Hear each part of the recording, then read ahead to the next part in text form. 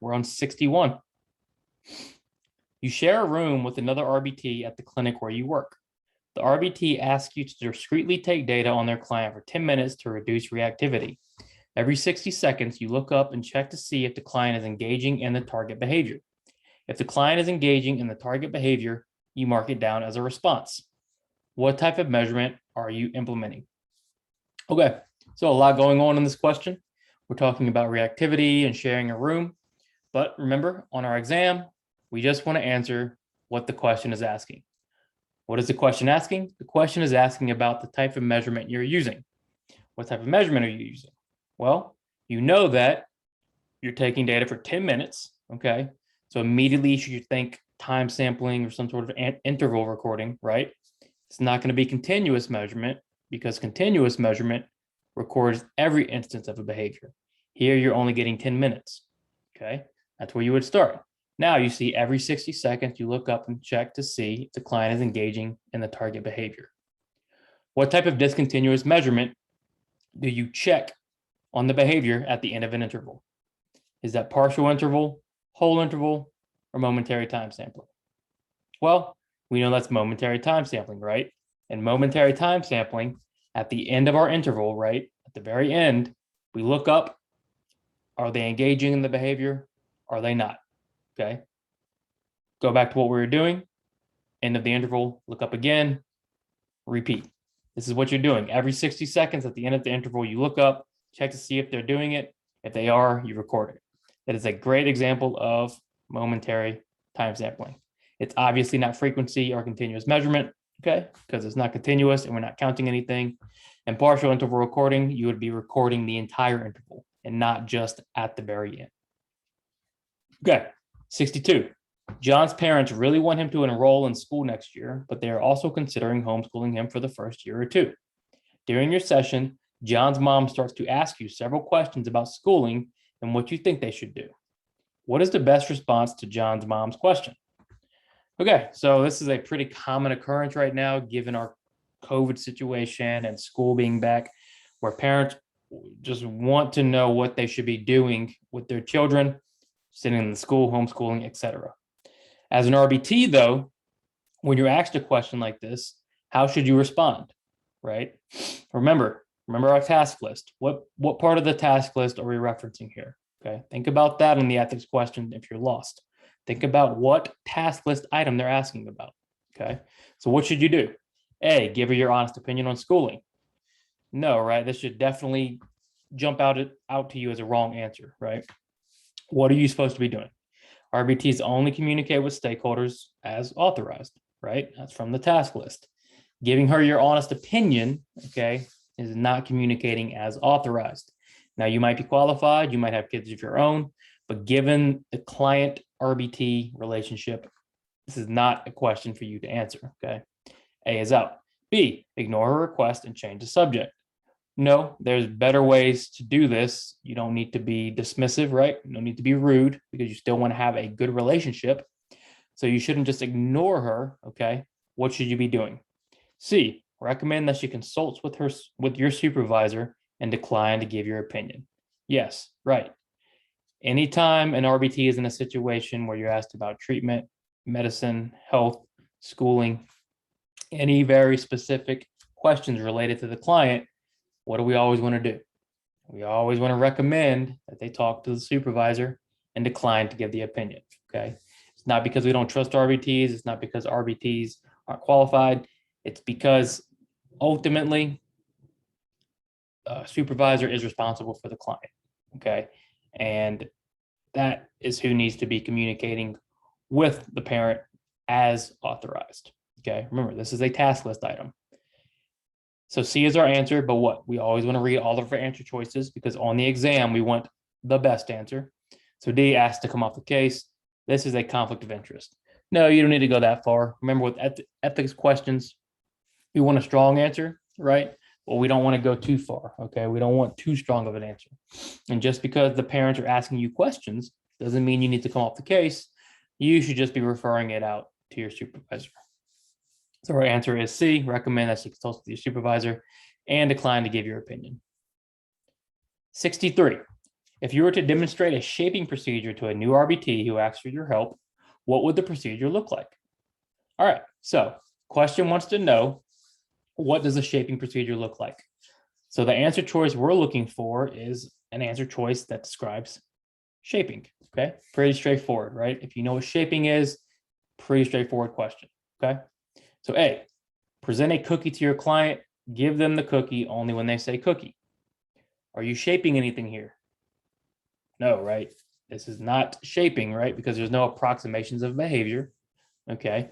You're just waiting for your client to demand for the cookie. You're trying to evoke some functional communication, but you're not shaping anything. Remember, shaping, we're looking for approximations of a behavior leading up to a terminal or an ultimate behavior. Okay, so A is out. B, provide your client with tokens for target behaviors. When your client reaches 6 tokens, have them exchange the tokens for a cookie. Again, what are we doing here? Are we shaping? Are we shaping approximations of behavior? No, this is just a token economy, right? We're giving them tokens based on some sort of reinforcement schedule, some sort of contingency, having them exchange the tokens for a cookie. This isn't shaping, it's just using some sort of token economy. So B is out. C, put a box of cookies where your client can see them. Hold out a note card that has "cookie please" written on it. Gradually fade out the words and the note card. What is this? This is a prompt, right? Now you're prompting out "cookie please," okay? If you're gradually fading out the words in the note card, they already have the skill, right? They already have the "cookie please" skill. You're just prompting them to say it, okay? C is a prompt, it's not shaping. So that leaves us with what? D, give your client a cookie whenever they make the k sound. As you progress, only give the cookie when the client's verbal attempts come closer to saying cookie. Yes, what are you doing? Well, you're shaping approximations of the behavior. As they get closer to saying the actual word cookie, which is our terminal behavior, okay, you're reinforcing them for getting closer and closer. And that is the definition of shaping, reinforcing successive approximations, okay, in order to reach a final or terminal behavior. D is our best answer, okay? Even if you were still confused, you should be able to eliminate A, B, and C because they aren't shaping at all, okay? Even if D is confusing to you, D is the closest to shaping without a doubt, okay? 63, our best answer here is D. 64, Grace provides her client a break when she earns 5 tokens. Grace also provides her client with 2 bonus tokens before a DTT starts. The bonus tokens represent extra minutes on break. Grace utilizes an FR3 schedule and a response cost. What type of procedure is a response cost? Okay, so sometimes they'll do this where they'll lay out a scenario, give you all the facts, so you know the reinforcement schedule, you know the token economy, you know DTT, but they're only asking you about what? They're asking you about one specific thing over the whole treatment, and that is response cost. They just simply want to know what type of procedure is a response cost. When you get a question like this, only answer the question. Don't make it more difficult than it needs to be. All the other stuff becomes irrelevant, right? All they want to know is what type of procedure is a response cost. If you removed everything before that question, okay, the question still doesn't change. All right. So that being said, what type of procedure is a response cost? Is it positive punishment? Well, no. What is response cost? Response cost is a removal of a token, okay, during a token economy in response to a maladaptive behavior. So what's the key word there? Removal, right? We're taking away something. So it can't be positive, right? Positive is adding something. So what is B? Negative punishment. Yes, this is our best answer, right? We're taking away something in order to reduce a behavior. Response cost is the removal of a token in response to a maladaptive behavior. You're taking the token away to reduce the behavior, okay? B looks fantastic, but what? Always read all your answer choices. C, timeout. Are you putting anybody in timeout? No, you're just taking tokens away. C is wrong. D, reprimand. What is a reprimand? Reprimand is just a verbal exchange where you're telling somebody they did something wrong, right? Bad, wrong, no, don't do that. That's a reprimand, okay? There's no verbal reprimands here. You're simply removing a token in response to a maladaptive behavior in order to reduce that behavior. Removal negative, reduce punishment. Therefore, response cost is a negative punishment. 65. Your BCBA requested that you film a portion of your session for her to see. You comply and film 10 minutes of session using your iPhone. Later on, while at dinner with your friends, you are showing your friends pictures on your iPhone and the video starts to play. Your client is clearly visible in the video. Have you maintained client dignity in this scenario? Okay, kind of a tricky ethics question, right? You might say, well, this is subjective. I have permission, this, that, and the other. But remember, what is client dignity? Client dignity is about respect. Client dignity is about privacy. Okay. Are you maintaining good privacy here? That's the question we want to know.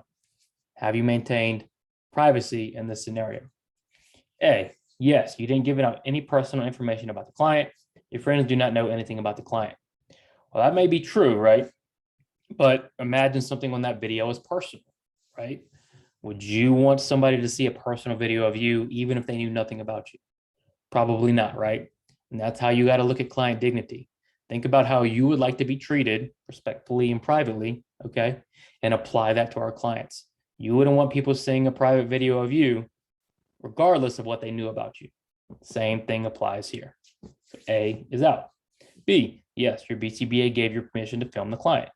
While that may be true, your BCBA did give you permission to film the client. Did you have permission to share it with friends and other people? No. Well, you say you did it on accident, but it doesn't matter, right?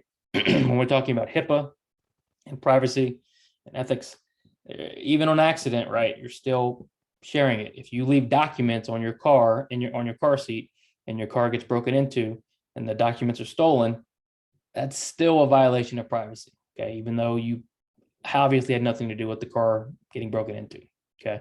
You have to be mindful of our client's privacy and their personal information, okay? So C, no, you violated the client's privacy. Yeah, obviously at this point, that should be a clear answer, right? We violated our client's privacy, okay? Intentionally or not, we still did it, okay? So the better option here, right, is either put that video somewhere else, download that video and delete it, okay? Just go the extra step to protect and ensure that privacy, okay? D, no, you should never film a client even when instructed by a supervisor. No, that's not true, okay? Video modeling is a very common intervention. It's a proven intervention. So filming the client is perfectly acceptable. It happens all the time. You just want to be sure that the only people seeing that video are the people involved in the case, the people with permission to see that video. So our answer is C, no, you violated the client's privacy. 66, which of the following answer choices best represents discrimination training? Okay, so what is discrimination training? Ask yourself that. What is it, right? We are teaching our client to tell the difference between two items, two things, two people, two whatever, right? We're learning to discriminate, okay? Discriminate between items, people, places, things.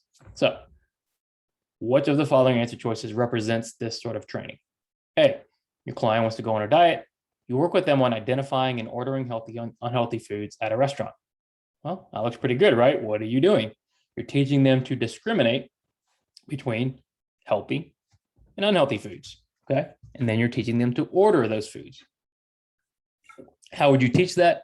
Well, you would reinforce when they identify the healthy food. You would not reinforce when they identify the unhealthy food, okay?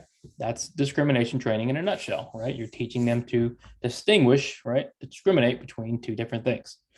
A is pretty good, okay? But that's our first answer. Let's keep reading. Maybe there's a better answer. B, you provide your client with Dr. Pepper only when they answer 5 questions in a row without protest. Well, no, this is just what? This is just a contingency, right? Or maybe a 4 or 5. We don't know.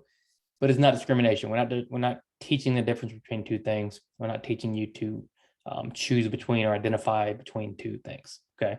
Simply a contingency. B is wrong. C, when your client screams, you ignore the behavior and focus your attention on something else. Okay, what does this probably describe? Well, if you're ignoring the behavior, not giving it attention, this to me looks like extinction, right? ignoring the behavior, putting this previously reinforced behavior on extinction by not giving it reinforcement. C is out. D, during your client's break, you will leave out water and snacks in an attempt to evoke spontaneous communication from your client. Are you discriminating? No, this looks more like functional communication training, right? You just want a spontaneous communication and you're trying to evoke that, contriving water and snacks around the room. You're not discriminating between two items. The only answer where you're discriminating between items, right, is A, where you're working on them discriminating between healthy and unhealthy foods, telling the difference between those two and picking the difference, okay, after identifying the difference. 67, RBTs are expected to stay in good standing with the BACB. This includes renewing their RBT license as required. Part of the renewal process is retaking the competency assessment. How often do RBTs need to retake the competency assessment? Okay, so they might ask you questions about maintaining your status as an RBT. This could come in the form of a supervision question, right? How often do RBTs need supervision, right? Twice a month. This could come as a percentage question. What percentage of hours do you need to be supervised? 5%. And they might ask you, how often do you need to retake the competency assessment? Well, the answer is you retake the competency assessment every time you renew your license. So now you have to ask yourself, how often do I renew my license? Is it every 6 months? Is it every year? 5 years? Or as needed? Well, it is annually, every year. RBTs renew every single year. When you renew, you must take your competency assessment in order to get approval for renewal. Okay, so the good standing licensing questions, they're very straightforward. You just need to know some of these things. Okay, there's no tricks. This is stuff you just have to kind of know. Okay, luckily they don't ask you too many questions and they're very easy questions. Okay, but you do need to know it. So just be sure you're familiar with it at the very least. Okay, 68. Dan is working in a group home for adults. One of the residents of the group home wants to quit smoking. Dan gets together with his BCBA and they design a couple of different treatment options. One treatment option does not utilize punishment, while one does. The client wants to use a treatment option that uses punishment because they believe it will be more effective. What is the best course of action to take? Okay, this is maybe a little of a higher level question, okay, than maybe you're going to be asked or what you're used to. But I just kind of wanted to stress the importance of client dignity today, okay? And this question, I think, does a good job of stressing that importance, okay? So in this scenario, you've got a couple options, one treatment option with punishment, one without, okay? And the client says, I want to use the treatment option with punishment, okay? So what do we know? Well, we know, for one, he's an adult, okay? And although that doesn't necessarily matter when it comes to client dignity, okay, it does make a difference when giving opinions on certain matters, right? So this client wants to use punishment, okay? What should you do? Okay, A, use the punishment procedure, but be sure to include a reinforcement component as well. Okay, A looks pretty good, right? You're allowing the client input, okay? You're respecting their wishes, okay, by using the punishment procedure, but you're also including a reinforcement component, which is ideal. Remember, we should never only use punishment. Anytime we're using punishment, we need some sort of replacement behavior, some sort of reinforcement, differential reinforcement procedure, okay, to teach replacement. Punishment doesn't teach a replacement. It decreases the behavior you don't want to see. With reinforcement, now we're teaching what we want to see, okay? So A is very good. Read your answer choices, right? B, use the punishment procedure by itself without any reinforcement component. Well, we know that's wrong. We should never use punishment by itself, okay? Punishment isn't permanent. Punishment doesn't teach a replacement. When punishment goes away, the behavior that was punished will come back. B is wrong. C, deny the client's request. You should not use punishment when other options are available. Okay, so in both C and D, we're denying the client's request, okay? This client is an adult, okay? He wants to quit smoking. He believes this intervention will help him best. Should we listen to the client? Should they be involved in treatment planning? Absolutely, right? Especially as adults, okay? But it doesn't really matter if they're adults or not, okay? If the client is able to participate in some capacity with treatment planning, they should always be involved, okay? And that goes for any age, right? Now, they're not going to be making the ultimate decisions, obviously, okay? But their opinion counts, it matters, and their wishes need to be respected. In this case, there's nothing wrong with using the punishment option as long as we do it correctly, okay? So A is correct, okay? Use the punishment procedure, but be sure to include a reinforcement component as well. We're respecting Dan's wishes. We're respecting the client's wishes, okay? But we're also using the correct procedure, okay? A is our best answer. 69, another name for the y-axis on a line graph is all right, giving you a super easy question as we get towards the end of these questions here. What is another name for the y-axis? So on the exam, they're graphing questions. They might ask you another name for the y-axis. They might ask you another name for the x-axis, okay? They're all very straightforward, almost definition questions. So what is another name for the y-axis? Is it an abscissa, an ordinate, a baseline, or a trend line? Well, another name for the y-axis is an ordinate. The way I remember that is yo, yo, and abscissa is another name for the x-axis, right? Baseline is the data taken before intervention, and trend line is how the data is moving up or down as we get more and more data. How is it trending? But 69, very simple answer. Another name for the y-axis on a line graph is the ordinate. Not every question on the exam is going to be a total brain buster, okay? They're going to give you some easy ones. When you get the easy questions, you should be able to answer them quickly, okay? If you've been studying, okay? That's the key. Get the easy questions, answer the easy questions quickly, get on to the hard questions. 69, another name for the y-axis is the ordinate. Finally, 70, RBTs are a major part of the service delivery team in ABA. What is the RBT's primary role in service delivery? Okay, if you've been following my channel, you might know that I put this question everywhere, okay? I really like this question. Why do I like this question so much? Because I think it's very important that the RBTs understand what their primary role is in service delivery, okay? I think when RBTs do that, service delivery becomes much better, okay? So what is the primary role of the RBT? What is it? Is it A, parent training? No, that is the BCBA supervisor role. RBTs assist, right? But that is not their primary role. B, behavior management. Behavior management is very important, okay? So B doesn't look bad, right? But is there a better answer? Or if we look at C, implementation is a much better answer. The primary role of the RBT is implementation. Whatever your supervisor is designing, creating, okay, whatever they're making, whatever the treatment plan is, it is your primary job to implement that procedure, okay? I do like this question a lot. If you've been following my stuff, you might see it a lot. I'm just trying to hammer home the importance of knowing the primary role of the RBT, okay? I think they might ask you this question as well, okay? I think it's a question that's commonly asked on the exam, and I want you to be familiar with this question, okay? The functional communication training, no RBTs will teach FCT, right? But their primary role is service delivery. Okay, that wraps it up for today. Thanks for watching. Please like and subscribe. Remember, looking for our study materials, check out our website or our shop, gumroad.com/RBT exam review. We offer 2 practice exams, a full RBT task list study guide. Combo pack comes with everything and flashcards. And then we have our competency study guide for both the initial and the renewal. So I'll be back Wednesday, more practice questions. Friday, okay, as well with some task list items. And then Sunday is our Sunday shout out. So when you do pass, please let us know so we can include you in that. Any questions, comments, leave them below. Email me, happy to help. Other than that, keep working hard and I will see you soon.